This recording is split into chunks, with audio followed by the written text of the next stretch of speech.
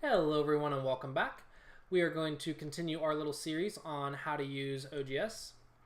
So we are going to move on to the profile. So if you want to do that, you could get to it right here. But we're going to continue moving down this little side menu up here because there's a lot of buttons here, so we need to go through and learn what each one does. So if we do that, we open this menu, we go straight down and click on the profile button, and now we get to our profile. And there's a lot of cool information here, guys. So let's go through it one by one. First off, this is us. This is our new account. And we are question mark rank because we don't know what rank we are yet. Excuse me, but we can edit that. So we can change our icon. We can change our name. We can change our country and then save that. And so if we change our country, let's say I'm from the United States. So let's go to United States, United. That's the United Federation of Planets. What is that? United Federation of Planets. Let's see. United States. There it is. United States. And save that. So now I have an American flag by my name. So represent my country, but you can represent your country just by doing that right there. You can change your picture to something cool if you want to. So that is pretty much that section. Going over here, we have our rated section. So basically, we have our rated 9x9. So we already played a game, so we do have a little bit of a rank right there. We have our 13x13 and 19x19 rank, and these are the different time settings. So this is Blitz, timed games, and correspondence. And these little circles is basically our overall rank. So the circle right here is our overall rank in Blitz, our overall rank in timed, and our overall rank in correspondence. And right here is our overall rank in each of these sections. And then our global overall rank completely is this one, 1307. And that will represent our rank in this question mark after we play enough games to get a rank. And down here you have our basically graph information. So you can see that this one is by hour, but it does go by day, month, day, week, month, year, etc. And you will see your progress over time, and then this will show a pie chart of your win-losses. It's 0 wins against stronger opponents, 1 win against weaker opponents, 0 losses against weaker opponents, and 0 losses against stronger opponents. So the green are your wins, and the purples, and pink purples are your losses, and they are divided by player. You will be able to see graphs through here throughout for each of the days and stuff, and that will represent your basically improvement over time and your game history over time, and it'll show your little rank graph. So that is that. And then if we scroll on down here, we can see our game history. So these are the games that we have played. That one was a cancellation, and then we had a half-point win, so that was pretty good right there. Down here we have our reviews and demos. These are the demos we made while doing our tutorial, so that is right here. And then our ladder and tournament activity would go right here, but we don't have any yet, so that is just blank. But that's pretty much it for the profile. Moving on, we can go to our settings, and this is our basically server settings. So let's go through this. The first thing we want to look at is this version control go on vacation. This go on vacation would pretty much pause your correspondence games. So if you are going on vacation for like a week or a weekend or something, then we can go on vacation and it will pause all of the clocks on all of our correspondence games until we come back. And you can see that we have 2 weeks and 6 days of vacation time available. So whenever we activate that, it will use our vacation time and pause all of our clocks. And then we can, when we come back, we want to turn that off. And so if I turn it on, we are on vacation. When I come back, I just want to end the vacation and I will still have my days. If you wanted to be able to chat, guys, you would put your email address here. And then you put in your password here and then update your profile doing that. So this is if you wanted to add your email address, and then you can click here to update your profile information. And yeah, this is to update the profile. So yeah, this is about yourself, etc. And that's to update your profile information, but pretty much put your email address there, get the verification, and then you can chat on the server. Alright, so now we can go here, we can select our language and our profanity filter. So we want to censor that profanity because we don't want to see it.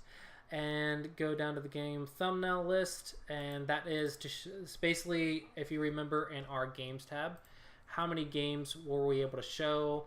We want to limit to that because it will use up our computer's processing power using a bunch of games. So we limit it to 10. We can have desktop notifications, so you get notified when a game starts or anything like that.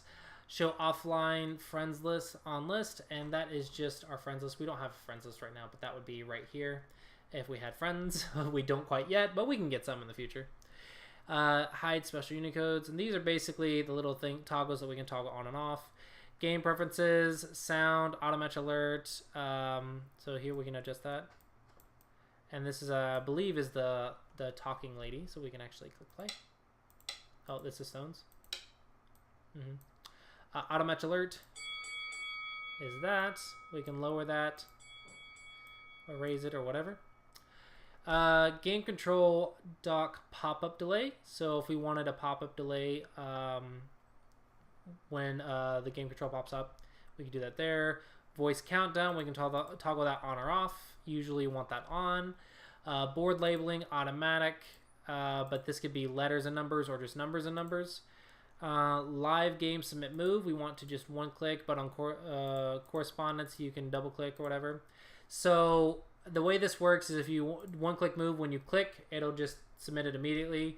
But if you're playing like on a cell phone or something, like 9x9 or 13x13 or something on a cell phone, you can play this on a cell phone, guys. Don't forget that. You can play it on a cell phone. Then you would just simply go to double click to move, or you can click the submit move button. So when you're on a cell phone, I recommend the submit move button. You'll click, and then you'll click the submit move when it's in the right spot. This is great to avoid misclicks on a small cellular device or a small window. Correspondence is submit move rather than immediate. Auto advance to the next game after making a move. That is here. So that way, if you are playing correspondence, you make a move, it'll automatically load the next correspondence game. Autoplay delay in seconds. This is the delay when the game starts. You have 10 seconds to get out of the other tabs or close your other windows and get back to this window. So if you were in another tab, you could set the delay here, so that way you can have time to get back and play your game. Always disable analysis. Basically what this is in a when you play a game, you can have an analysis open up. So let's go and make a demo board.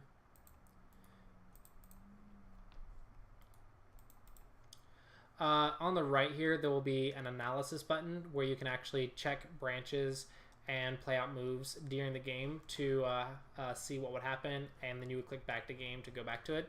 We can go over that in another video, but basically when you're playing a rated game, you want to disable that, and that is why it has always disable analysis. So that way it disables analysis whenever you're playing a rated game, so your opponents cannot play moves and see where the game's going to go. They have to actually read it out in their head. The reason analysis is good is because when stronger players are playing each other, sometimes they will post comments about their moves in a Malkovich form, and what that means is basically only the viewers can see their comments and their variations. So you can show what you're thinking about and then share it with the people watching the game, but your opponent won't be able to see that. So if you're playing that as a strong player, you can do that, and that would be what a good way to use analysis. Is that if you're showing it for the reviewers and or showing it in a teach game or whatever you need to do, you can do that with analysis. But if you're playing a rated game, you usually want to disable that. Dynamic title, choose whether to show the web page title whose turn it is, or who the users are, not dynamic. So it does show that by default.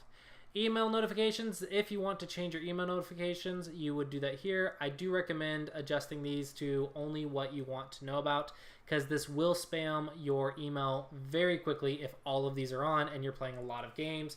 You will get a lot of emails. So I do recommend turning most of these off if you're not going to need them. So this is mostly if you are playing a correspondence game and someone invites you, then so for example, a game starts or it's my turn to move, you would receive an email, so that way you can immediately go back and play it when you're at work or something. But if you're playing live, I would want to turn that off, so that way I'm not getting an email every single time it's my turn to play when I'm playing a live game, because it will spam my email very quickly.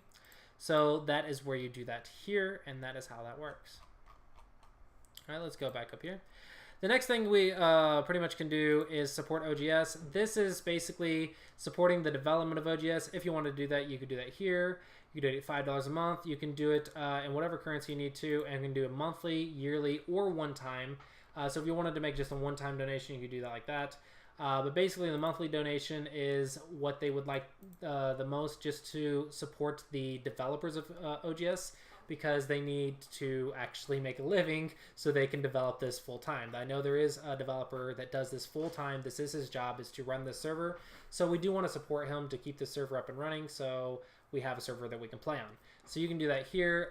Even as little as $1 a month will be very beneficial, but if you can, $5 a month is recommended, since it will add up very quickly if a lot of people do that, and that will actually give you a golden name. So all these golden names are supporters who support the development of OGS, and I think that is a great thing to do, so you can do that there by clicking support OGS. And the last thing you need to know over here is the logout button. That's if you want to log out and log in with a different account or make a different account or whatever. You can do that there. But hopefully you guys found this video very helpful. We went through all of the little menu things, and hopefully that was understandable for you guys. We can go over more in the future, so don't forget to leave a like if you want to see more of these videos. And if you have any questions, excuse me, if you have any questions, please leave them in the comments below, and I'll try to answer them as best I can. But that is basically it for this side menu over here and this video. So hopefully you guys found this video helpful, and I will see you guys in a future video. Thanks for watching.